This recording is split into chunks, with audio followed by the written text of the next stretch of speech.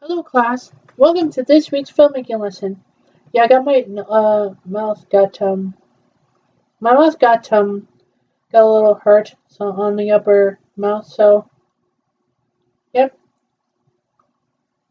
So this week we're gonna do home video releases. So today we're gonna do 2019 home video. So I'll show you what I mean.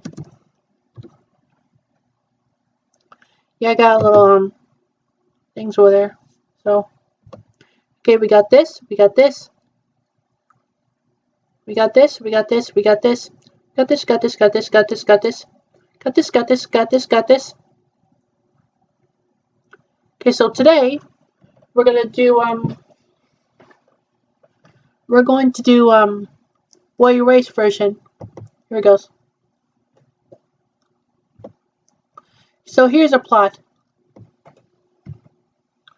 Jared Emmons is the son of Marshall Emmons, a successful car dealer and Baptist preacher, and Nancy Emmons, a self-styled hairdresser. He begins his first day at the Love in Action Gay Conversion Therapy Assessment Program. Chief therapist Victor Sykes tells the group that their sexuality is a choice influenced by poor parenting. He instructs them to perform harsh moral inventories of themselves and their families, and requires them not to tell anyone else about what occurs during the sessions. Nancy rents a nearby motel for her and Jared to stay in until he completes the assessment. However, Jared soon discovers that the therapy has no set end point. It may require him to move into an on-campus home if he fails to convince Sykes that he has become straight. Jared's life prior to entering the program shows him well-adjusted and happy, though he breaks up with his girlfriend upon starting college. Once there, he becomes friends with another student, Henry, and has a brief, intimate encounter with an art student, Xavier.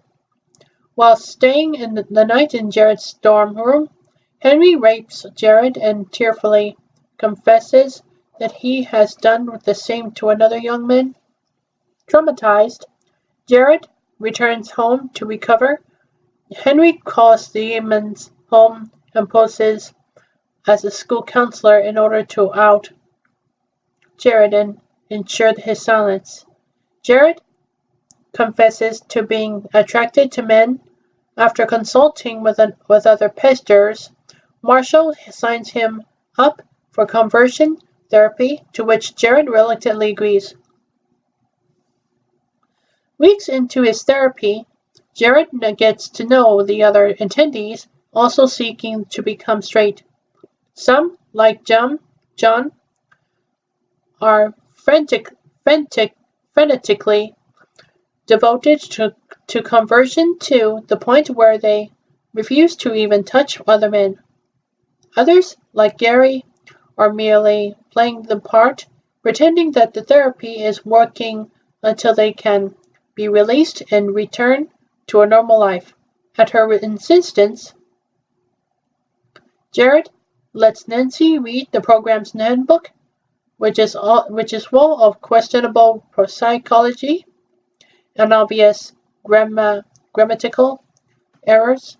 After failing an exercise, attendee Cameron is humiliated by Sykes in front of the group and intimidated with a fake funeral service. Cameron is then beaten with Bibles by both the therapists and his own family and forcibly dunked in a bathtub in one of the program's prison-like homes. Jared challenges Sykes when the therapist suggests during an exercise that Jared hates his father. He storms out of the room, successfully retrieves his mobile phone, and calls Nancy to pick him up. Though Sykes, his counselors, and the other attendees corner Jared, Cameron stands up for him and escorts Jared safely to Nancy, who takes him home, horrified and ashamed that she allowed Marshall to enroll him in an unvetted program without researching its practices. Marshall remains furious about Jared dropping out of the program and refuses to speak with him. Soon after, Jared learns that Cameron has committed suicide while still in the program's care. Jared becomes distraught. Marshall approaches Jared to console him, but Jared turns away. 4 years later, Jared has moved to New York. He writes an article that exposes the realities of conversion therapy. Jared returns home to convince his father to read the article and take the accountability for his actions. The two begin to reconcile.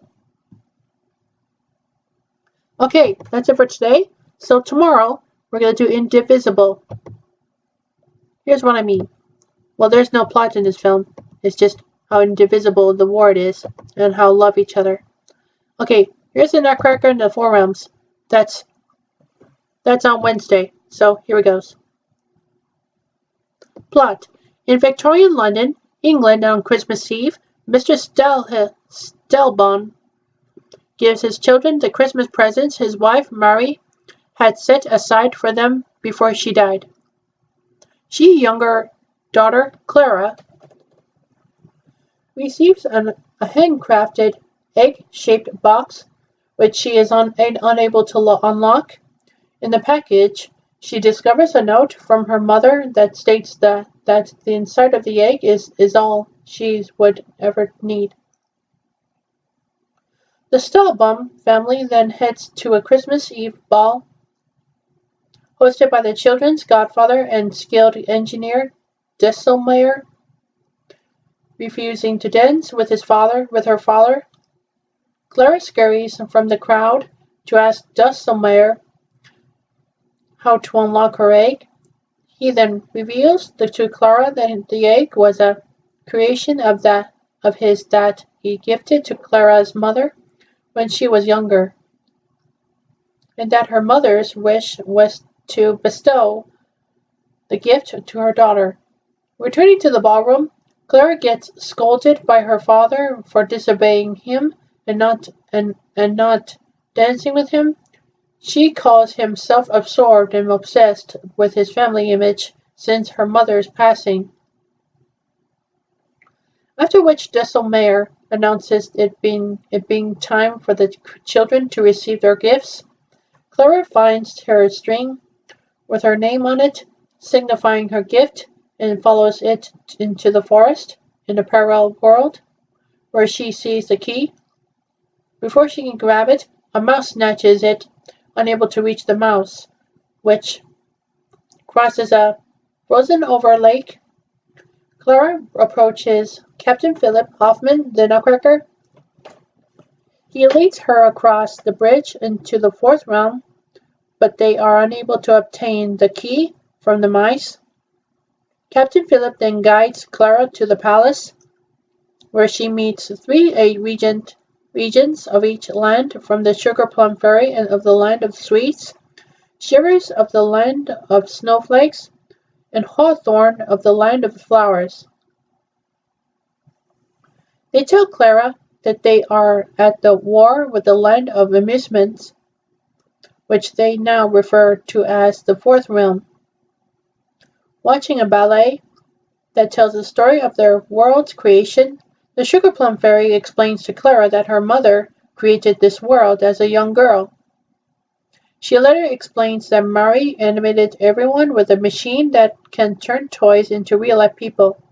Sugar Plum says that she can use the machine to defend the other three realms against Mother Ginger, the region of the full realm, but it needs a key. Clara notices that the machine's keyhole matches that of the one on her egg. Clara and her soldiers head towards Mother Ginger and steal the key the mouse had snatched. However, Clara is disappointed upon discovering that the egg is only a music box. Once Sugar Plum obtains the key, she uses the machine to turn toy soldiers into life-size soldiers that obey her every command, including her command to attack the Fourth Realm. When Clara suggests using the soldiers to defend them from the Fourth Realm, Sugar Plum reveals that she had lied about Mother Ginger who, with her people, resisted against Sugar Plum's plan of taking over all four realms in revenge for her perceived abandonment by Mari, and that the machine can turn this world's people back into toys as well. Intending that to be the fate of the other regions who resist her, Sugar Plum then imprisons Clara, Captain Phillips, Shivers, and Hawthorne. When Clara opens her egg-shaped music box again, she discovers that the top flips up to reveal the mirror, illustrating that all she needed was herself. She and the other prisoners escape, and she and Captain Phillip are then greeted by one of the Mother Ginger's mice, who shows Clara another way into the machine room and guides Captain Phillip to Mother Ginger to convince her to help Clara overthrow Sugar Plum. Clara enters the machine room and shuts down the machine while fighting off soldiers. Mother Ginger comes to her aid and helps her to fight off the soldiers. Sugar Plum ultimately traps Mother Ginger and attempts to turn her back into a toy with a machine. However, Clara tinkers with the machine so that it aims on Sugar Plum, which zaps her into and turns her back into a porcelain doll for high treason to the realms while saving Mother Ginger. Thanked for restoring peace among the realms, Clara promises to visit the realms in the future and returns back to London, where time has hardly passed since she left. She then approaches her father, apologizes for her earlier behavior, and asks him to dance. He accepts, and Clara opens her music box. Clara's father becomes emotional and reveals that the music box's song was the first song that he and Clara's mother had ever danced to. The two then continue to dance throughout the night. Okay, so that was Wednesday's Promises of Nutcracker and Four Realms. For Reign of the Superman was just how it is. Well, this is the second part of the Death of Superman storyline, titled Reign of the Superman, was originally digitally on January 15, 2019 on Blu-ray, and on Blu-ray on January 29th. But there was nothing here, so let's talk about Willow. It's on Friday. So here's a plot. Well, it's a long plot that we don't have to read out loud. But here it goes. When a prophecy states that a female child with a special birthmark would herald the downfall of the evil sorceress, Queen Bavmorda, she imprisons all pregnant women in her realm to prevent its fulfillment. When the child is born, the mother begs the midwife to hide the infant and smuggle her to safety. The midwife reluctantly accepts and leaves Nockmaar Castle unnoticed. The mother is executed, the midwife is hunted down and eventually found. Knowing she cannot escape, the midwife sets the baby on the makeshift raft of grass and sends her down a river before being killed by Nockmaar hounds.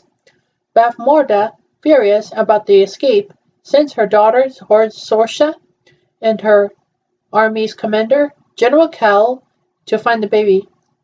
The baby drifts downriver to a village of Nelwyn dwarfs. She comes into the care of Willow Boofgood, a kind farmer and conjurer with hopes to become a real sorcerer. His wife Kaya and his children fall in love with the baby immediately. And Willow, after some resistance, quickly grows to love her as well. The village is attacked by a lone Nockmaar hound. After being killed by the village warriors, they deduce it was after a baby. Willow reveals the baby to the High Aldwin, the village sorcerer. He declares the child special and that she must be taken back to the Daikini humans. Willow, due to his love for the child, is selected to accompany the party of volunteers in returning the baby.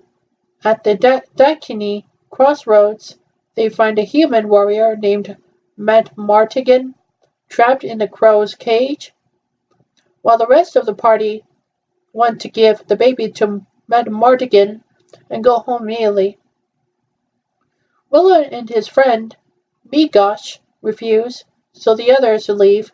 After spending the night at the crossroads and meeting an army led by Eric Thoughtbear, an old friend, and Madmartigans marching against Bavmorda, Willow reluctantly decides to free Madmartigan and hand the baby over to him. As Migosh and Willow are headed home, they find the baby was stolen by a group of brownies. They chase the brownies and are trapped, but are rescued by the fairy queen, Cherlindria. Cherlindria tells Willow that the baby is Elora Denon.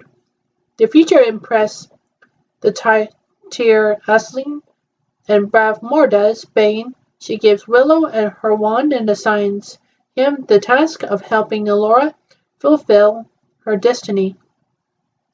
Willow sends Migosh home and two of the brownies, Friend Jean and Roll, are assigned to help Willow find the sorceress, Finn Razio. The three of them find Madmartigan at a tavern, where he is disguised as a woman to hide from Lug. A cuckolded husband, Sorsha, arrives and reveals his identity. Lug, furious upon the realization that Madmartigan is not the woman, starts a brawl, allowing Willow, Madmartigan, and the brownies to escape. Madmartigan guides them to the lake where Razio lives before departing. They find Razio, but discover she has been transformed into a possum by Bavmorda. Willow and his party return with her to shore, but encounter Sorsha, who already has Madmartigan in custody. They are taken to a snowbound mountain camp of the Nockmaar army, where Willow tries to restore Razio, but turns her into a rook. Instead, Madmartigan is accidentally dosed with love dust by the brownies during their escape and ends up declaring his undying love for Sorsha. Much to her disbelief, the prisoners escape with the baby and reach a village at the foot of the mountain. While hiding, they again encounter Eric and what remains of his army, recently defeated by Bavmorda's forces. Madmartigan proclaims his loyalty and the new Nelwyn and promises to protect Willow and Elora. They take Sorsha hostage, but she escapes to tell Kyle where they are going. They arrive at the castle of Tyr Asleen, only to discover that it is now overrun by trolls and the inhabitants have all been cursed by Bavmorda. Madmartigan finds armor and weapons as he prepares for the assault from Kyle and Sorsha. During the fighting, Sorsha realizes that she has feelings for Madmartigan and decides to join him and Willow in opposing her mother. Willow accidentally turns a troll into a Borsisk, a massive fire-breathing, two-headed dragon-like monster that begins attacking anything it sees. Eric arrives with his army, turning the tide of battle. Kyle kidnaps Elora and escapes to Nakmar, where he reports Sorsha's betrayal to Bavmorda. She orders the preparation of the ritual to banish Elora's soul. Eric's army, Willow and the others arrive at Nakmar to lay siege, but Bavmorda turns most of them into pigs. Willow escapes when Razio has him use a spell to avoid transformation. He succeeds in turning Razio human again, and she removes Bavmorda's spell from the army. They trick their way into the castle, and in the ensuing battle, Eric is killed by Kyle, who is in turn slain by Madmartigan after the lengthy sword duel. Sorsha leads Willow and Razio to the ritual chamber, interrupting Elora's sacrifice. Bavmorda incapacitates Sorsha and then duels magically with Razio. Razio is only knocked out. Willow uses an old disappearing piggy trick to fool Bavmorda into thinking that Elora has been sent into a dimension beyond her reach. Enraged, Bavmorda accidentally spells the ritual sacrificial fluid on herself, which turns upon the evil sorceress, and Willow and his friends have won the war triumphantly. Willow is rewarded with a magic book to aid him in becoming a sorcerer, and Sorsha and Madmartigan remain in the restored Tier Thessaline to raise Elora together.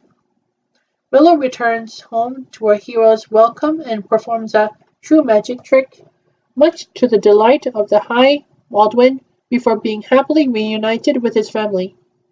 Okay, so that's all we got. So next we're gonna do Emma Monkey Pictures and Roman Cow Productions and Donkey D's Comedy Shorts. So it's called well, instead of putting the classical music of The Magic of Mozart, let's put something really cute. Let's put something really cute instead. It's Between the Tiger. Well, the tiger is Siberian tiger, so it's a cute little human, but it's in Kimono Friends. The tiger is only a Siberian tiger, so yep, she was only at Kimono Friends 3 Sega, so yep, we should do a monkey pictures of tigers. I'll show you what I mean on the calendar. So, Siberian tiger live primarily in eastern Russia's birch forests. Some can also be found in China and North Korea. Though these places have harsher climates than those where other big cats live, they also offer some advantages. For example, their vast forests are inhabited by few humans, which helps keep their ecosystems intact. Siberian tigers are powerful hunters that often travel many miles on nocturnal probes to capture their prey, which includes animals as large as elk and wild boar. So yeah, Siberian tiger will mostly likely in a documentary film called National Geographic, but it was too long, so we should probably do 1, 2, 3, 4 things. So yeah. Or February 1 it should be PA Day. So if you want to guys make chocolates on this day, yeah. So Kimono Friends 3 mobile game will be up soon but I download this app so you can play with it. But only Siberian Tiger has one friend, so yep. So it's in Kimono Friends 3 and mobile game, so yeah, you should check that out. And also Samsung Galaxy S10 will be up today. So if you guys want to check out Samsung Galaxy S10, you can download the Nutcracker on the 4 Rooms that the Sugar Plum Fairy turns into a doll, that which the machine zaps in the scene, and you can download a DC logo, the Nutcracker on the 4 Rooms variant, and then you can download Sega logo, into 2019 version, okay? So yeah, that's all we can get. So if you want to make chocolates, that's fine for me. But also another class has to make chocolates in the other room. So if you want to guys wait for the other students to make chocolates and then you will give it to me, that's really fine for you. Yeah, Friday just around the corner, so it's PA day, so we have no college at Friday, so we should probably we should probably do two things at January 31st, okay? Alright. So yeah, that's all I got for today. Let's do some work right now. Wow, looks like a place, huh? Yeah, looks like a place. That's good to you. Anyway, can we go inside? Mm-hmm. Good. This is a really cool lobby. Mm-hmm. Hi, I'm here for a reservation. Okay. So you want to stay? Yeah. Okay. Okay. The room should be 120. You hear that? 1020, right? Yeah, that's good. That's good to you too. Okay. Thanks, Tasmanian Devil. You're welcome. Okay, so we should probably go to the elevator. Mm-hmm. And we have to unpack some stuff. Yeah, good. Okay, going up.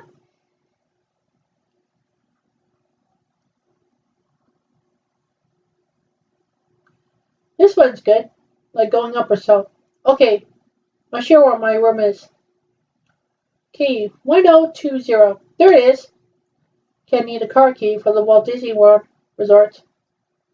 And here you go. Oh, this is like a nice room. Yeah. It looks like a cool room and so. Got your luggage? Yeah. Got your luggage? Yeah. I got my luggage too. It's good to you. So when does Walt Disney World open? But it opens on October 1st, 1971. Really? Yeah. Before after Bedknobs and Broomsticks comes out in theaters by Walt Disney, then Walt Disney has noticed that they will work on Walt Disney World in Florida before it opens. They constructed a site in Florida to Main Street to Adventureland to Fantasyland to Frontierland to Tomorrowland and to Toontown. Yeah, and when Walt decided to take the Disneyland open in California, they used to open in Florida when he suggested to construct the site. And after Walt died, the Disney parks has remained open in 1971 for a tribute to Walt Disney. Yeah. Oh yeah. This is where Walt died, and then 1967, and then he usually and then the park is opened in this area. Yeah, parks open this area. That's right. So yeah, that's the history of Walt Disney World, and they have and we're going to Frontierland. Good. So we might go tomorrow to Oakland Golden Oak Outpost. Really? Yeah, we can have some chicken breasts over there. Good. It's good to hear that we have instead of McDonald's. Yeah. So we're going to Golden Oak Outpost tomorrow, and then we're going to Frontierland Shooting Gallery, and we're going to eat breakfast at Disney's Grand Floridian Resort and Spa. That's good to you. You changed it somehow? Yeah.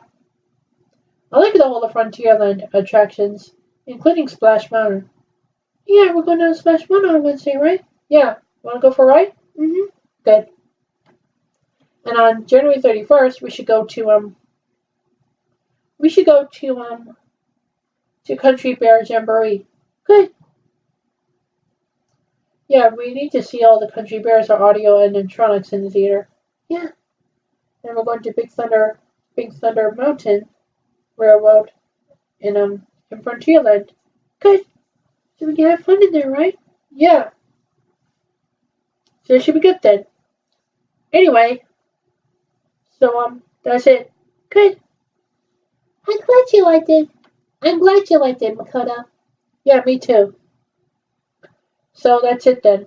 Let's all unpack, okay? Okay. Okay. Good. Let's stop it for now, okay? Okay. Okay. Good.